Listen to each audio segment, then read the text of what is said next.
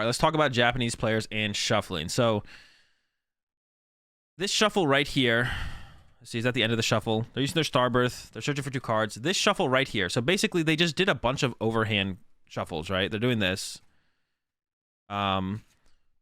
This would not be allowed at a regional in North America, Europe, Latin America, Oceania. That is not sufficiently randomized. Now, just because that's how we view the end result of that player's interaction with the deck does not mean that over in Japan that's not sufficiently random. And that's where people that's why there's like the separation of knowledge there, and people are just kind of ignorant when they think all Japanese players cheat because they don't shuffle the way we shuffle. But in Japan, this is considered sufficiently random enough that you are then able to offer to your opponent to cut or shuffle or whatever, and then be done from there. So that's like the ignorant part of, and I feel like it's just like a lot of, like to be honest, like, you know, people like make fun of Americans for being ignorant. Like there's a little bit of truth to every stereotype. There's a little bit of truth to this stereotype here. I guess like people in Europe are the same way. The Japanese players don't think they're cheating. They don't think this is cheating. To them, this is just normal in how you play the game. If you're like 8 years old and you start playing Pokemon in Japan and everyone shuffles that way and you're told that's all you have to do to shuffle before you like offer to your opponent to have it be random, then how would you ever know to do anything different? Or when you start playing a card game in general, like Pokemon or whatever else they do in Japan, if that's just, I don't know how it like works with other games in, I don't know how that works with other games in Japan. I don't know if there's a big separation in like players in Japan who play Pokemon and how they shuffle, and like, I don't know, Magic, and do they play Magic and Yu-Gi-Oh? They play Yu-Gi-Oh over in Japan, or do they play Magic? I don't know if they do. Whatever, but like, I don't know if they also have the same issues. And then at that point, it's just like a culture thing. At the very least, it's like a culture thing in the Pokemon TCG. Is what they just did, is the deck considered random? No, but is it, for the purpose of the Pokemon TCG in Japan, is that considered sufficiently random? Yes, and that's why when Japanese players come over and they play in Worlds or at some ICs, they get flamed by the Pokemon TCG community, and they do get penalties from judges and stuff, or at least warnings and told to shuffle better, because they aren't actually properly randomizing the deck to the sufficiency that everywhere else besides Japan requires. Now, there's no such thing as truly random from like a person shuffling a deck of cards. There's no such thing as you can never get truly random, right? There's only something you put on it which is like sufficiently random. Like we can only have a determination of like sufficiently random for the purpose of whatever we're doing based on the rules or laws of whatever we're working with. And in the Pokemon TCG in America, Europe, everywhere outside of Japan, this isn't sufficiently random. In Japan, this is sufficiently random. So when they play us at Worlds and stuff, or we see them on stream, a lot of people in the Pokemon TCG community like say that Japan players are cheating and they're always stacking their decks because they don't shuffle compared to what we think is sufficient. But that's just being ignorant when you're not a player from Japan. You're just being ignorant. And instead, you should ask the question is that sufficiently random where they come from? And if the answer is yes, then it's not that they're doing anything. They're not doing anything wrong. They just don't know what the right thing to do is. So you shouldn't be like, you shouldn't jump to conclusions that everyone in Japan is cheating or stacking their decks or something because they don't sufficiently randomize their deck in the ways that we do. But in Japan, that's sufficiently random, right? Shuffle their deck like this. This is not sufficiently random anywhere else in the world besides Japan, and that's fine.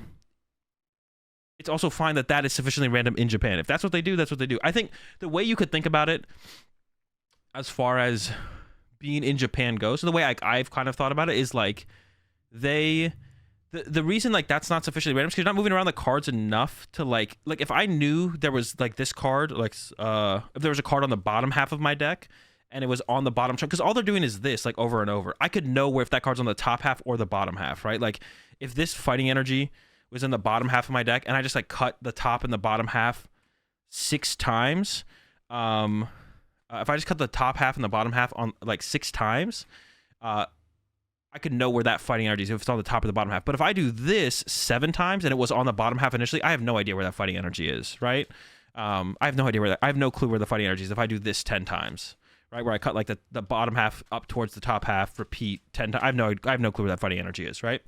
But I guess it could be a thing in Japan where the players respect each other enough to be honorable enough, I guess, to like not think about where that fighting energy is and just be like, I respect you to not think about that fighting energy being on the bottom half of your deck. You just kind of overhand shuffling 7 times and not thinking about where that fighting energy is anymore, and just being like, you just do that 7 times. That's sufficiently random in our game in Japan, and I don't expect you to be thinking about where that fighting energy is each time you do an overhand cut, right? So that's the only reason. That's like the logical conclusion I can come to as to like why they're okay with that being shuffling. They're just like, none of us are trying to be malicious about our shuffling. So us not overly randomizing that, because like theoretically, if the deck is like sufficiently random before you go to look at it, like the deck to anyone else would still be sufficiently random, except for the person who looked at the deck, right? If my deck is sufficiently random, I play a nest ball and I take 1 card out of it. If I put the deck down immediately like that, the deck is still sufficiently random to everyone else but me. But it not being sufficiently random to me is the problem. But when they shuffle just like this a couple times, basically the players are all content. The players, the staff, the tournament organizers, the judges are content with that being enough that even if the player could have thought about where the card was and where it is now, that's enough to be like it feels like that's like kind of like where they differ. It's like the deck is still sufficiently random to everyone else but the player, so they don't need to shuffle it a ton. Like, it doesn't really matter. Like, it'd be one thing if I like declumped my deck and then did this, right? That'd be different. But like, they're just like looking through a sufficiently random deck, taking 1 card out. It's like, well, the deck is like still sufficiently random for the most part to everyone else except the player who looked through it. So to them, like the equivalent of sufficiently random after that is just like doing this like 6, 7. I don't even know. We can even count how many times they did it as well, right? So we can go back. Well, let's see how many times they overhand cut real fast. We can even see 1, 2, 3, 4, 5. Hold up. They're talking 6, 7. So they did 7 overhands. That's not sufficiently random, or as close as we can possibly get as humans to true random. And I would argue that they should learn how to shuffle better in Japan. Like, I think they should, but you shouldn't be ignorant about it and just like call every Japanese player a cheater and a stacker and so on. Like, you should be understanding of that's just how it's legal over there. So when they come over and play in TPCI based events, it's not that they shouldn't be penalized or shouldn't be given warnings or shouldn't try and improve at their shuffling. It's just that jumping to the conclusion that they're cheating is just stupid and you're just being ignorant. So you're just playing into the stereotype of, well, if you're American, ignorant Americans. That's it. That's all I want to kind of say. Change the order of 7 cards at best. It doesn't do a whole ton. That's what I'm saying. Like, I think they should do better, but the fact that they don't do better doesn't mean they're cheating. Cheating requires intent, which is like what a lot of people don't understand. Like, a lot of people just like stop at, oh, something incorrect was done, therefore cheat, instead of, oh, something incorrect was done, were they cheating? Are they ignorant of the rules, and did they just make a mistake? They only did it 4 times once? Yeah, but that's what I'm saying. Like, they're basically, it feels like in Japan, they're like, as long as the deck is sufficiently random before the game starts, you don't have to shuffle a ton in the middle of the game because the deck is still sufficiently random. So, like, if the players, like, theoretically, if the players are all being honest, they're not thinking about trying to move a card to a certain position. They're just, like, moving the cards enough that it's, like, it's some kind of movement. Because, like, theoretically, if I look through my deck and like this fighting energy was on the bottom half of one of the 2 stacks, and then I do this, 2 is on the bottom stack now, 3 it's probably on the top half, 4 it's probably on the bottom half. But if the players like respect each other to not do that, then truly you don't really need to shuffle that much after your deck is truly random. But out of like another like to minimize the potential of cheating and all that stuff, shuffling more thoroughly and doing like 10 actual overhand riffles and mashes, 7 to 10, whatever, is definitely reduce the chance that someone could be taking advantage of manipulating the position of cards through shuffling, right?